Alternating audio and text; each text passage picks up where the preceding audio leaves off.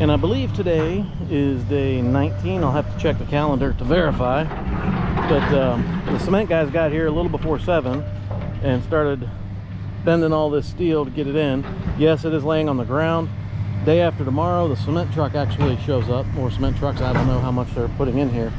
But he said they're not going to put it up on the little lift things to elevate the rebar until the cement trucks are here. So they'll get here supposedly early Wednesday morning, and before the cement trucks are scheduled, they'll raise all this up so it's elevated and then pour the cement.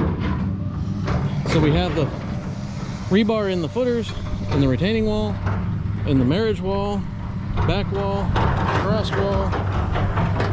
We have our drains. I talked to the cement guy and he is going to take the garage here and he's going to have a slope down where this drain in the middle is about 1/4 inch, 1/2 inch lower than the rest of the garage, just to allow water to run out.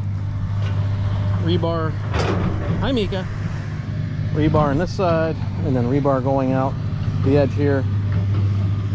And then our deck is going to be 48 foot wide, so we have this trench that we're just going to pour a continuous footer for the posts, such that the posts are supposed to go 16 foot on center, 8 by 8 post.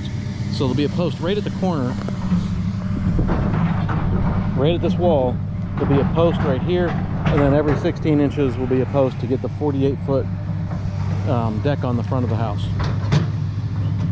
One thing I'm going to have to deal with is my driveway is going to come out and curve around that gravel pile. I'm going to have to deal with this drop off here.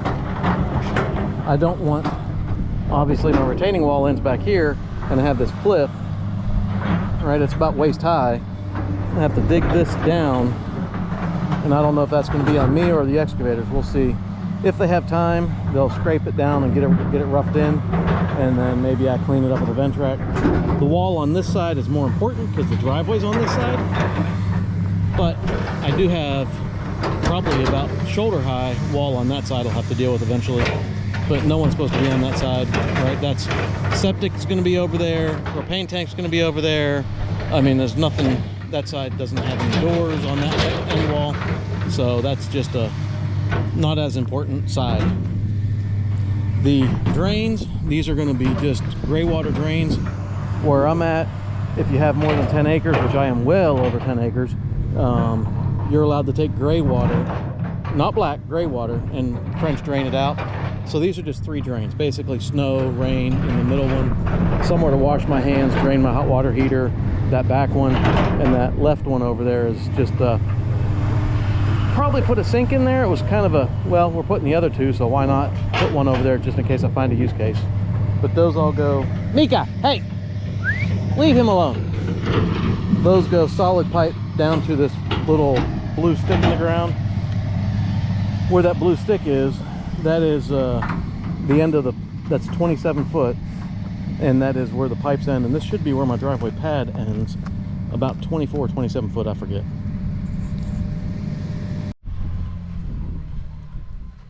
A little different angle here. This is down in what will technically be my front yard, and from over here you can see the slope of this hill that we're working for. And this hill is why I wanted to be, it's not drastic, but that's why I wanted to be further to the right, as far as I could possibly go, because the higher you go, the better the views.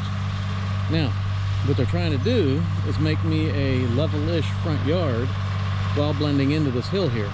Pardon the hog damage, I have him out here with some cameras trying to catch some hogs. But they're trying to take this from where the house is, this pad, and have 2 inches every 10 foot of drop, so water runs away from the house. And it ends up looking so level that, as I try not to twist an ankle walking through hog damage, and so that it's basically level here, right? It becomes a yard. I mean, it's not running up and down the slope, it's easy to mow. So I'm not quite sure what he's got in mind over there, but you know what? I'm gonna let him go. He's moving dirt, and I'm just hoping he takes it flat and then a more gradual blend here, and then that gives me a big flat spot that I can, I don't know, play badminton. I have no idea how to play badminton, but that looks like a spot big enough to play it.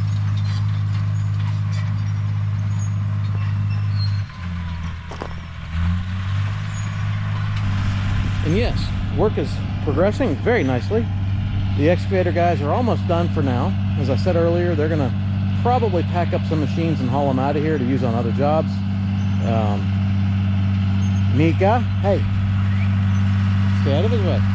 But rebar is in all the footers. Cement truck comes day after tomorrow. And when the cement truck gets here, as soon as the cement truck puts the first drop of cement in these footers, I will call the local power company and say, hey, I have cement. And as soon as there's cement in these, they will allow me to go on the schedule so that they can run power up here. And I'm told that'll take about 15 business days, not calendar days, to get power to a transformer. But look how big this is.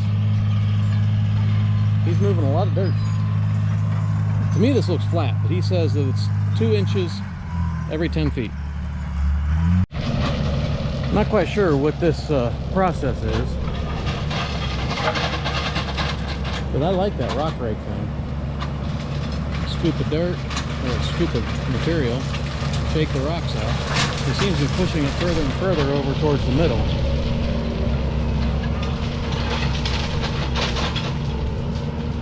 I guess he's trying to get the big rocks out of the way. Progress. Always progress. So let's get out of here before we're in his way.